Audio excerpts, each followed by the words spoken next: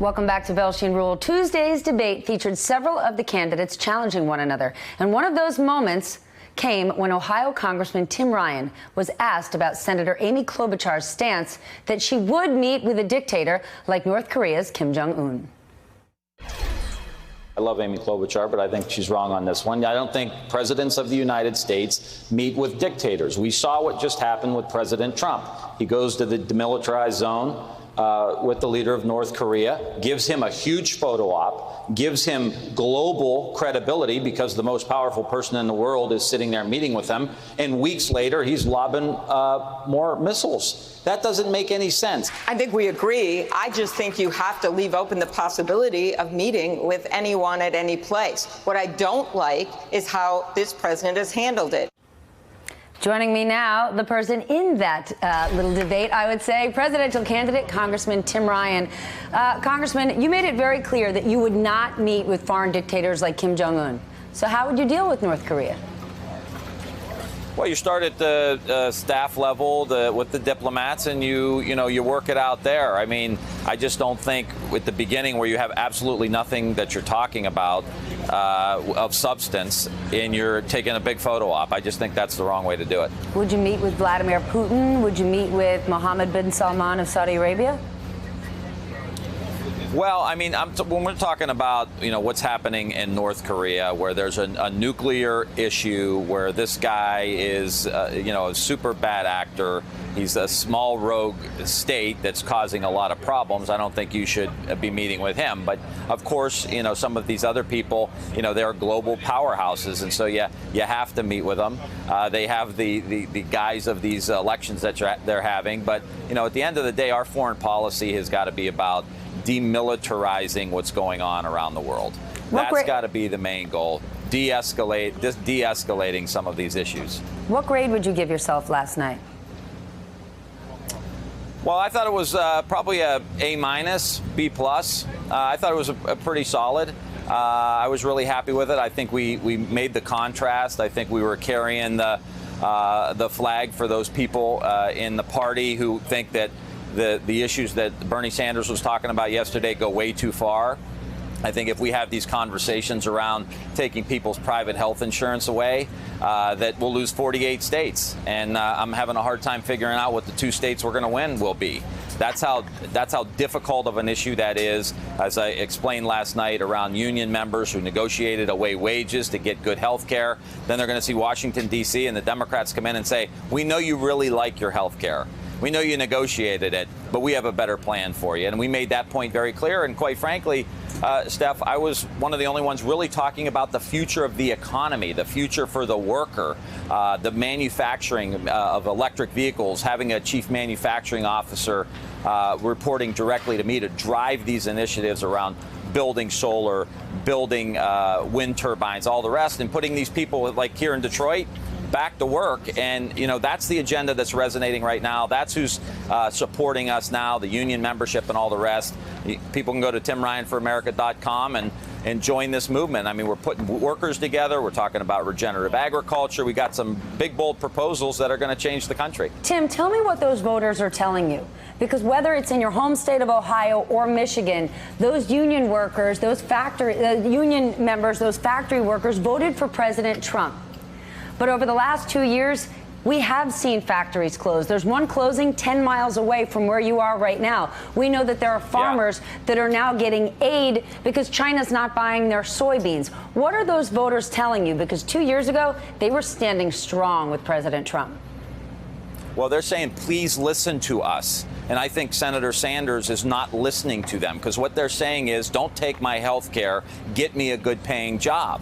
They're saying, the farmers are saying, listen, don't screw around with all of these different tariffs that aren't working, or settle the matter in one fashion or another so that we can move forward, or introduce to us a new way of doing agriculture that we could actually make money without relying on these things. These workers are scared, Steph.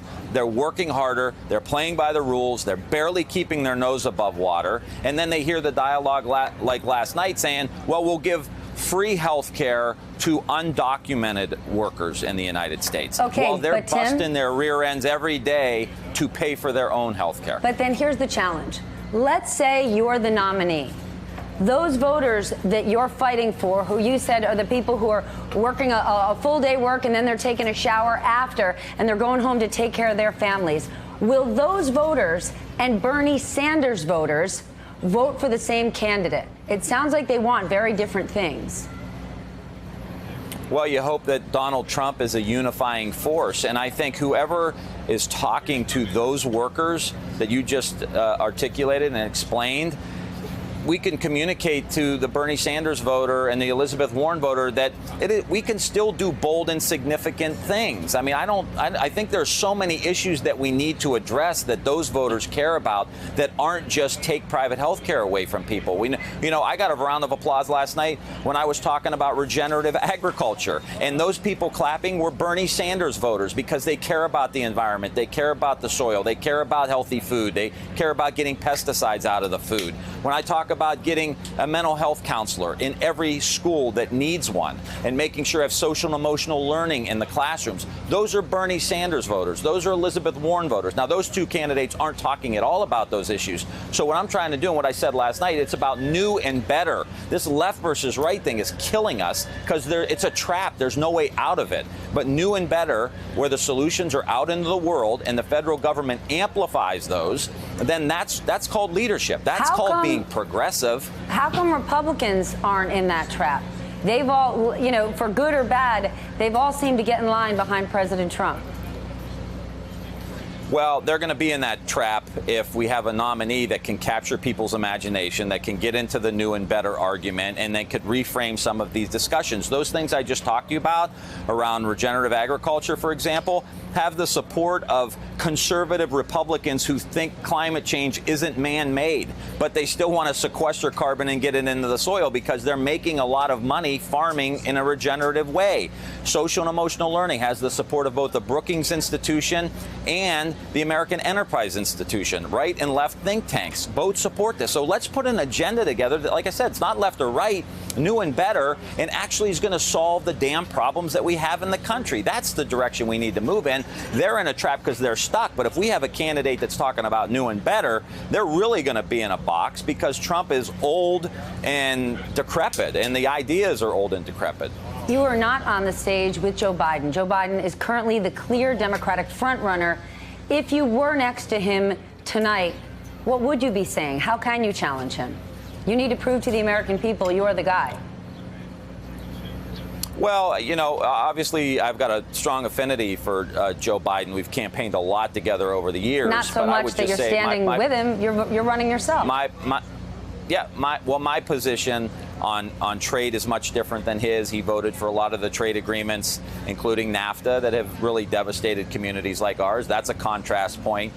You look at some of his issues around bankruptcy law and all of that, where I've been on the side of the workers and he was on the other side.